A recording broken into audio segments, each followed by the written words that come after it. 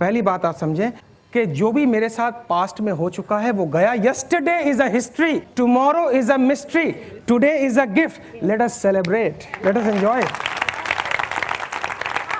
आप चाहे जिस भी परिवार में हैं, चाहे जितनी भी चुनौती है, आप इस बात को जरा समझें कि जो हो गया वो हो गया। मेरी जिंदगी में आज से शुरू करती हूं। जब तक ये विचार नहीं आएगा तब तक काम बनने वाला नहीं है। आप अपने मन को जैसे सिग्नल देंगे वैसे वैसे ही आंसर आने शुरू हो जाएंगे।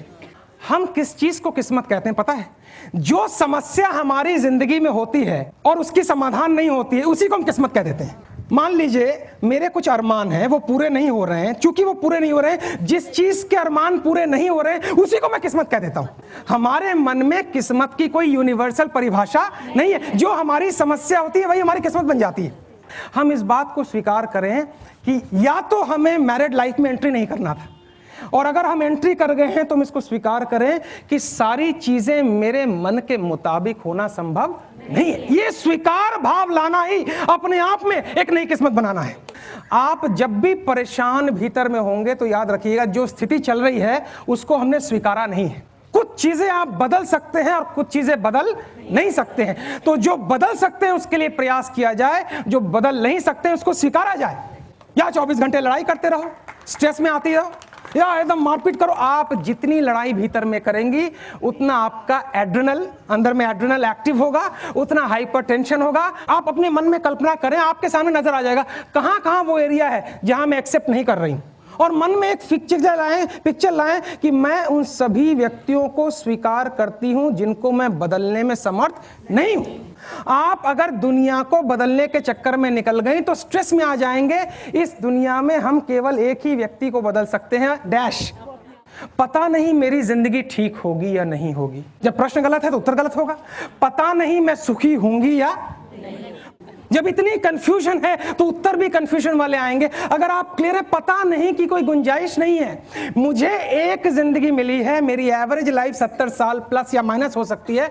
इसमें मुझे पता है कुछ चीजों को मैं बदल सकती हूं, कुछ चीजों को मैं बदल नहीं सकती हूं। जिसको मैं बदल सकती हूं उसको मैं बदलूं, जिसको मैं नहीं बदल सकती उसको मैं स्वीकार करूं। ये बैलेंसिंग जिस दिन मैंने करना सीख लिया, उस वक्त जिस चीज का जन्म होगा वो एक नई किस्मत होगी। एक कैदी वर्षों बाद अपने घर लौट रहा है, ट्रेन में यात्रा कर रहा है। उसके साथ एक और पैसेंजर है जो कवि है। कवि अगले दिन स्टेशन आने वाला है तो कैदी कहता है इस कवि से, भैया जरा देखना मेरा स्टेशन आया कि नहीं। बोले जब आने ही वाला है स्टेशन तो देखने की जरूरत। बोले नहीं नहीं, मैं 25 साल से जेल में बंद हूँ, मैंने एक मर्डर किया था और गाँव वालों को मैंने चिट्ठी लिखी है, अभी तक कोई चिट्ठी नहीं आई है 25 साल से, कि अगर तुमने मुझे माफ़ कर दिया है तो स्टेशन पर जो है सफ़ेद झंडी लगा देना। मैं समझूंगा मेरे गाँव ने मुझे माफ़ कर दिया है, और नहीं माफ किया है तो लाल झंडी लगा देना। मैं आगे निकल जाऊंगा, गांव में नहीं, क्योंकि मुझे बेइज्जती बर्दाश्त। मैं देखना चाह रहा हूं कि स्टेशन पे झंडी का रंग सफेद है।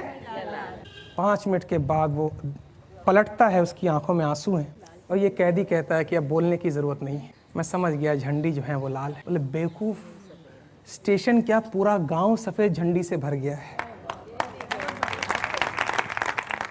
स्टेशन क्या पूरे गांव ने तुझे माफ कर दिया है। मोरल ऑफ द स्टोरी है, जब आप खुद को बदलने का स्टेप दिखाते हैं तो ईश्वर सफेद चीज से सब कुछ भर देता है।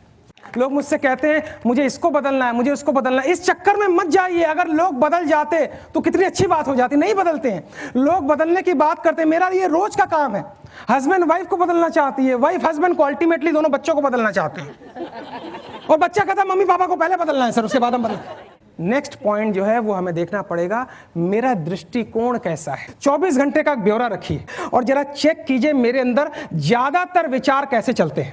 अगर आपका परसेंटेज ऑफ विचार नकारात्मक है तो इसका मतलब आपके अंदर बहुत सी नकारात्मकता भरी हुई है। तो आप जरा 2 दिन का आंकड़ा रखिए कि मेरे परसेंटेज ऑफ विचार कैसे हैं। आप पाएंगे हाँ नेगेटिव ज्यादा है। बस खाली तीसरे दिन से यह प्रयास करना है कि मैं नेगेटिव विचारों को एंटरटेन नहीं करूंगी।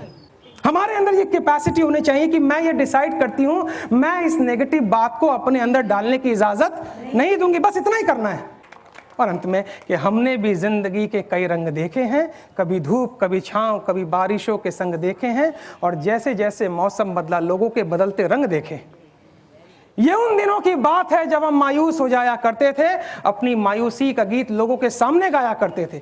कभी कभी तो जज्बात में आंसू भी बहाया करते थे, परंतु अक्सर लोग हमारे आंसुओं को देखकर हंसी उड़ाया करते थे। अचानक जीवन ने नया मोड़ लिया और हमने अपनी परेशानियों को बताना ही छोड़ दिया। अब तो दूसरों की जिंदगी में भी हंसी का बीज बो देते हैं और खुद को अगर रोना भी पड़े तो हंसते हंसते रो देते हैं।